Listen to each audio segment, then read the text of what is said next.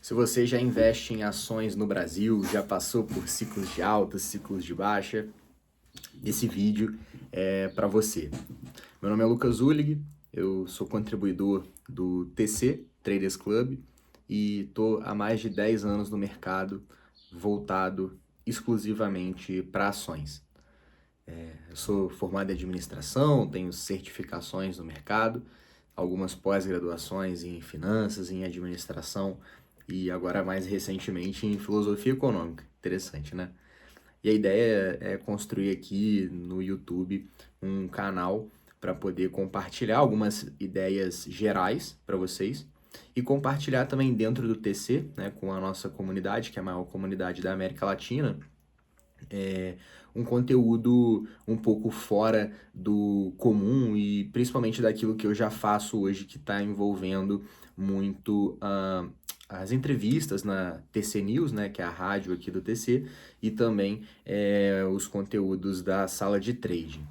Bom, como primeiro tema aqui, como primeiro vídeo, eu gostaria de trazer para vocês um pouco da minha ideia sobre como investir em ações no Brasil, tá? Como que eu penso esse processo de investimento em ações. E aí eu acho que é legal a gente separar em três grandes temas aqui, tá? Só deixando claro que nesse vídeo eu vou dar vários exemplos, né? Mas eu não vou destrinchar nenhuma ação especificamente. No meu canal aqui do YouTube tem algumas análises que eu comento e, enfim, avalio sobre as empresas. E vocês podem procurar lá. E no futuro também pretendo trazer algumas coisas um pouco mais aprofundadas, tá?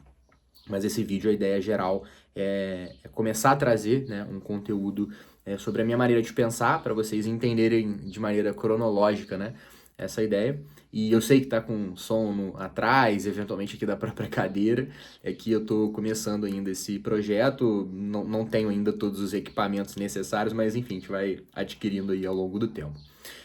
Bom, de uma maneira geral, eu queria quebrar esse vídeo aqui em três grandes temas, né? Acho que o primeiro grande tema, mais importante, é o fundamento de investir em ações no Brasil, a importância do ambiente macroeconômico para investir em ações aqui no Brasil, e o terceiro grande tema, ele está muito relacionado a como a gente se comporta, né, com investimentos em ações aqui no Brasil. Então, acho que o fundamento de investir em ações nada mais é do que a gente observar ativos de renda variável. E aí, o que é renda variável, né? Tem a renda fixa e a renda variável.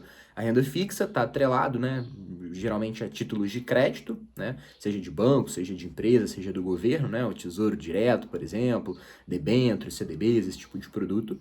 E a renda variável, ela está justamente em produtos onde você não tem nenhum tipo de determinação, né, ou de índice que vai efetivamente remunerar esse capital. Um investimento numa ação, por exemplo, ou numa commodity, ou num fundo de ações, enfim, são exemplos aí de renda variável. E quando você investe em renda variável, alguns pontos que a gente precisa observar são: primeiro, você não tem nada garantido, né? Segundo, você precisa construir uma espécie de um método para avaliar se esse ativo está barato ou está caro, né? Não é simplesmente o preço da ação, né? Ou, enfim, qualquer outra análise simplista nesse sentido.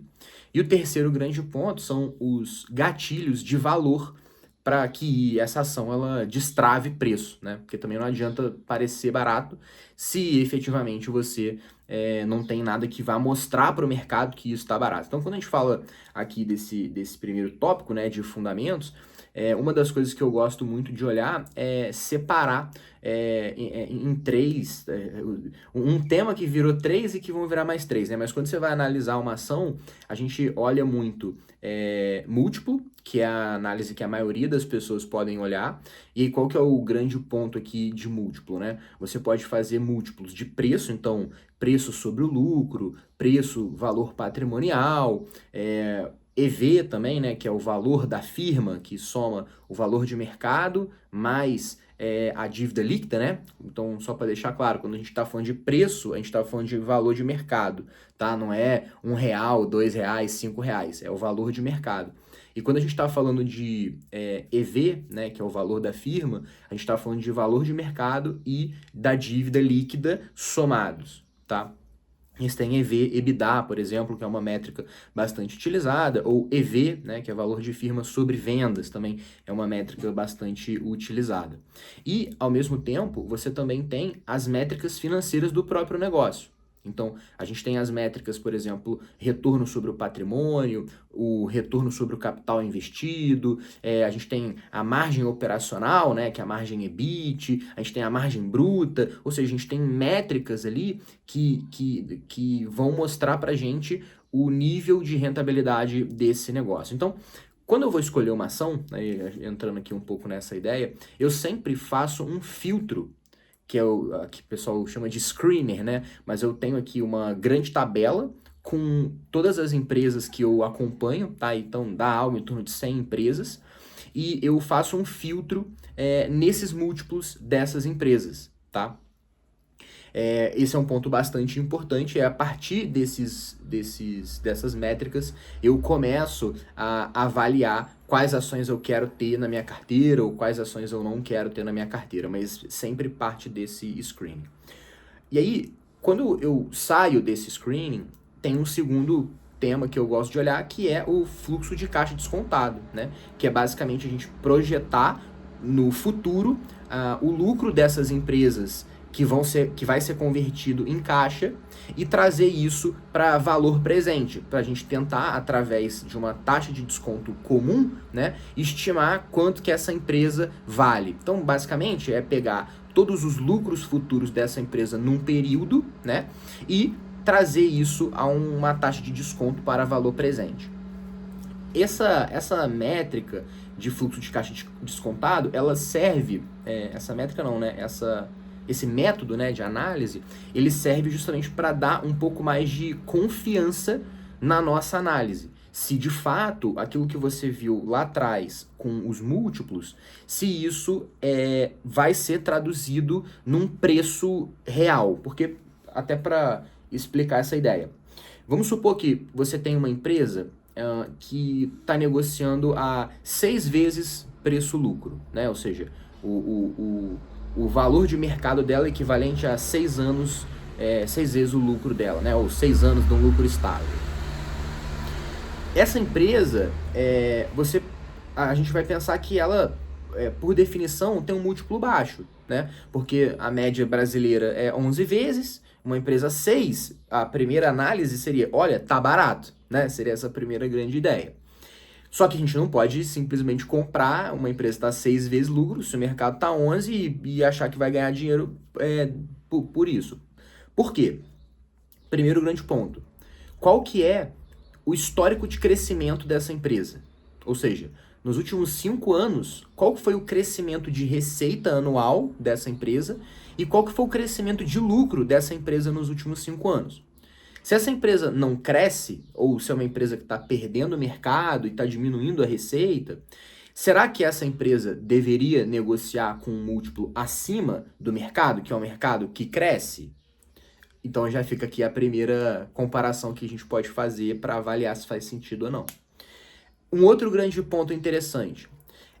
Teve algum tipo de efeito não recorrente no lucro dessa empresa que de fato proporcionou esse múltiplo cair, né? Então você tem preço dividido por lucro. Se esse lucro sobe, né, essa relação de preço sobre o lucro, ela cai, correto?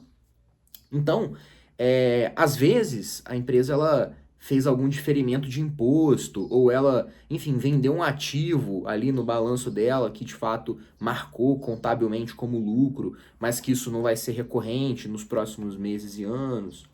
Ou a empresa fez uma reavaliação de ativos. Por exemplo, recentemente teve a Irani, né, que fez a reavaliação de ativos biológicos e aí, enfim, teve um lucro muito grande no segundo trimestre de 2025. E aí, esse tipo de situação, ele muda o múltiplo. Então, não dá para você pegar simplesmente o screening, né, e utilizar isso como se fosse uma bíblia, né? Ou seja, peguei, fiz e vambora, né? Tá certo, é 6 vezes. Não, às vezes é 9 recorrente, às vezes é 10 recorrente, e está olhando 6 ali numa foto, né? Então, dentro desse múltiplo, a gente olhou, né, qual o histórico de crescimento e, ao mesmo tempo, se teve algum efeito não recorrente. Bom, dito isso, você viu uma empresa que eventualmente cresceu nos últimos 5 anos e que não teve nenhum efeito não recorrente nesse lucro. Logo, esse preço-lucro está correto, né? Esses 6 vezes ali, ele está correto e parece uma oportunidade.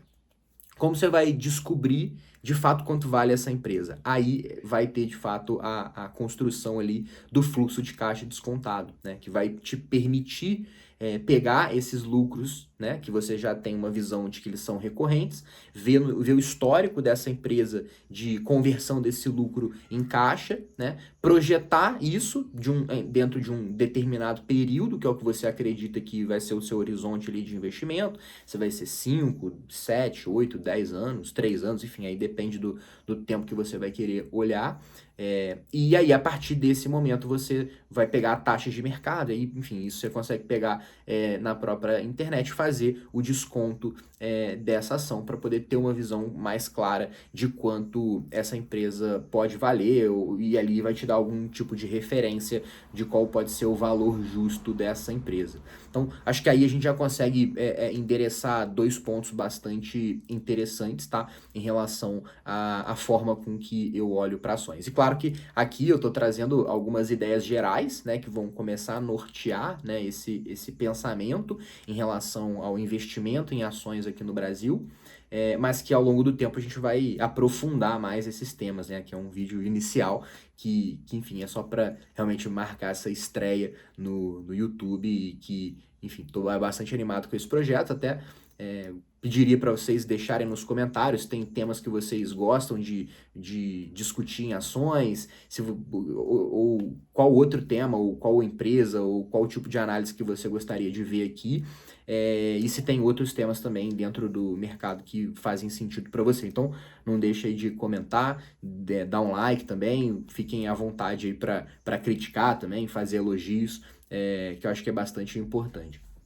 E aí, entrando aqui no segundo tema, a gente sai um pouco de fundamento e entra um pouco em macro. Acho que o macro, eu até vou fazer um vídeo mais específico sobre isso, só que é importante dar esse contexto. O macro, ele vai ajudar muito a gente a entender como o nosso país está organizado e como o mundo está organizado. Quando a gente está falando de macro, a gente está falando de taxa de juros, a gente estava falando de inflação, a gente estava falando de crescimento econômico, em alguma magnitude a gente também está falando de dívida pública, né? De caminho da dívida pública. Por quê? Quando a gente está falando de crescimento econômico, isso se traduz em crescimento das empresas, né? Principalmente se você está analisando uma empresa que tem uma relação grande com o PIB brasileiro, né? Com a economia brasileira. Não é um setor disruptivo, um setor muito nichado, enfim. Então faz sentido. A taxa de juros, ela está relacionada tanto à taxa de desconto daquele fluxo de caixa descontado que a gente falou no passado, quanto o consumo das empresas e das próprias famílias, né? Quanto maior os juros, menor a disposição de gasto, porque o crédito fica mais caro, né? Aqui de maneira bem resumida. E esses juros, ele também tem um comportamento, ou seja, a gente tem ciclos de política monetária, que, enfim, posso aprofundar sobre isso também no futuro, mas você tem momentos de alta de juros e momentos de queda de juros e momentos de juros de lado. Grosso modo, você aumenta juros quando você quer desacelerar a economia, né, que foi aquela razão que eu expliquei do crédito, e normalmente você faz isso quando a inflação ela está subindo, né, indo para um nível maior, não desejado pela economia, pelas autoridades, né, de política monetária e economia do país. E você reduz juros quando você já tem uma inflação controlada e você está vendo que a economia está desacelerando, então você quer dar um estímulo adicional.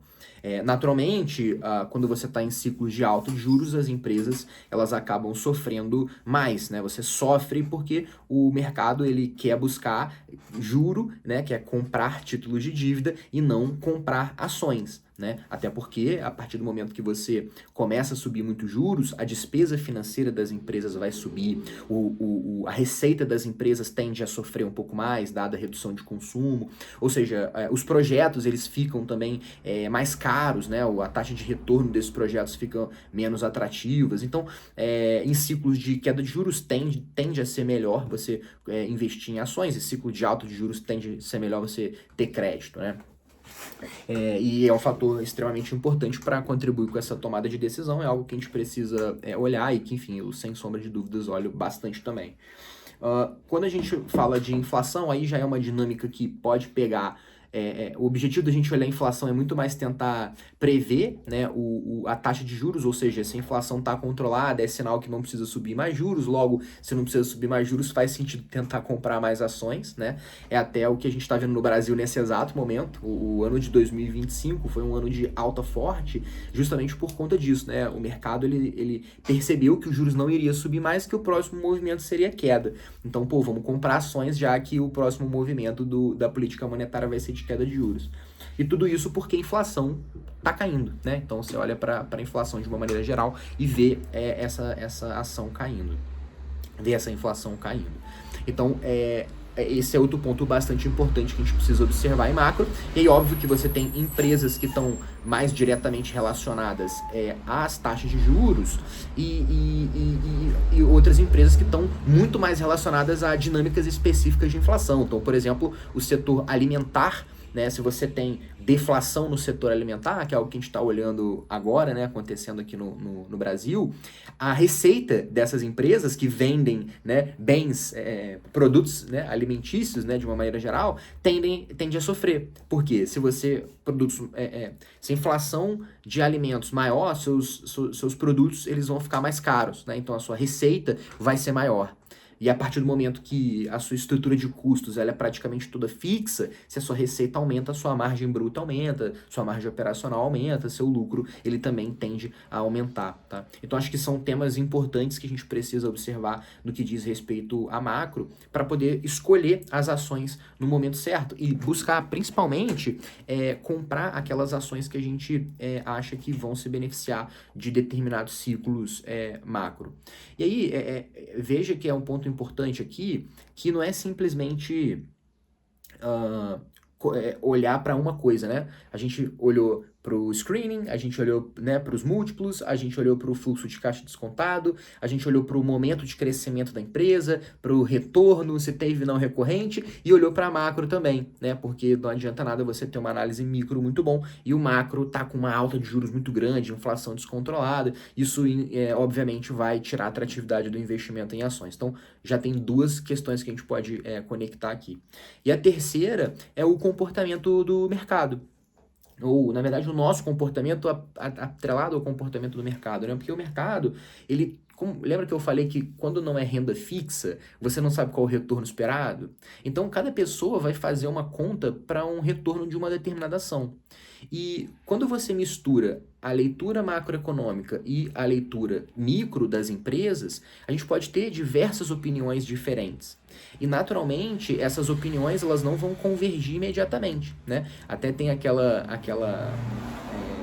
um estudo bastante importante, né, sobre os mercados eficientes, que sempre se discute, né? Será que os mercados são muito eficientes ao ponto deles precificarem a cada segundo a realidade naquele exato segundo, ou se os mercados são completamente ineficientes e eles conseguem ficar durante muito tempo errados, né? E até uma reflexão interessante, né, quase filosófica, que se naquele momento que você acha que o mercado está certo, será que outra pessoa não está olhando e está dizendo, olha, o mercado está errado, portanto ele é ineficiente? Isso é interessante, né? Mas fato é, os preços eles não vão convergir imediatamente à nossa análise. Então, acho que o grande ponto aqui em relação ao comportamento de mercado é entender isso, né? Você não significa que está errado a todo momento, como não significa que você está certo a todo momento. Por isso que é importante a gente tentar ter uma tese muito clara, né, do porquê eu estou comprando essa ação ou porquê eu estou comprando esse conjunto de ações, e a partir, né, dessa compra desse conjunto de ações, qual o cenário que eu espero para isso. E quando esse cenário der certo, eu vou realizar essas posições, ou seja, eu vou zerar essas posições, eu vou colocar no bolso essas posições, ou eu vou reduzir essas posições, ou seja, vou fazer algo que me garanta o lucro daquele cenário que eu estipulei.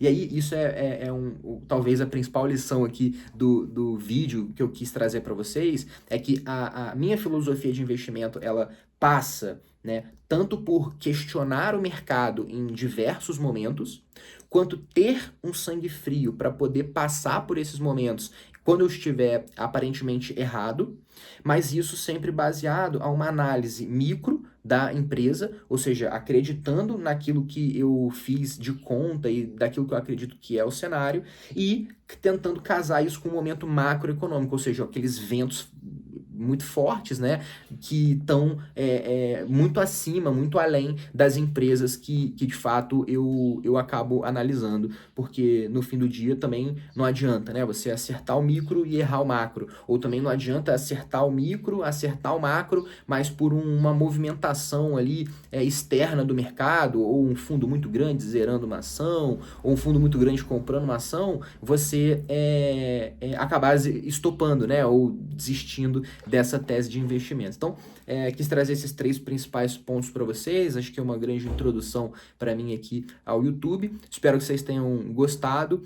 Fiquem à vontade para poder colocar aqui nos comentários o que vocês acharam em relação ao vídeo, e também sugestões de conteúdos ou aprofundamento em algum tema que vocês achem que faça mais sentido. Beleza? Um grande abraço e até a próxima.